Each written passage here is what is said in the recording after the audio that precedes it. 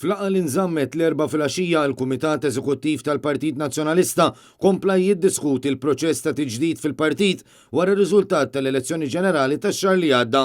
Fuq net fl-aġenda tad-diskussjoni il-Kunsill Ġenerali li mistenni nżamm fl-24 ta' April u li matulu jitnieda l-proċess tal-għażla għat-tmexxija tal-partit. Bernard Grieg diġà ħabbar li se jkun qed jikkontesta biex ikun ikkonfermat bħala kap tal-Partit Nazzjonalista. 7 ijiem wara l-Kunsill Ġenerali tingħalaq is-sejħa ta' interess. F'każ li jkun hemm nomina waħda biss, il-votazzjoni ssir f'Kunsill Ġenerali ieħor. Filwaqt li jekk ikun hemm aktar minn nomina waħda jitnieda l-proċess ta' due diligence. Sa dan it-tant fl-laqgħa tal-grupp parlamentari li saret it-tlieta filgħaxija, Robert Kutajjar ġie magħżul bħala segretarju tal-grupp parlamentari. Fl-istess laqgħa l-grupp parlamentari għażel ukoll it-13 rappreżentant tiegħu biex ikunu rappreżentanti bil-vot fil-Kumitat Eżekuttiv tal-Partit.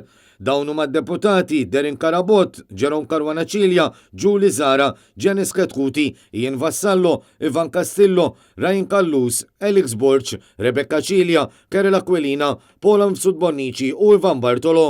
Charles Azzopardi u Graziella Gallia se jkunu qed jaqsmu t-terminu bejnietom minħabba li ġabu l-istess ammont ta' voti. Il-kap tal-Partit Nazzjonalista Bernard Grieg ringrazzja lil Kerel Aquilina li serva bħala segretarju tal-grupp fl-aħħar snin, kif ukoll lil dawk id-deputati li servew lil pajjiż u lil partit fl-aħħar leġislatura.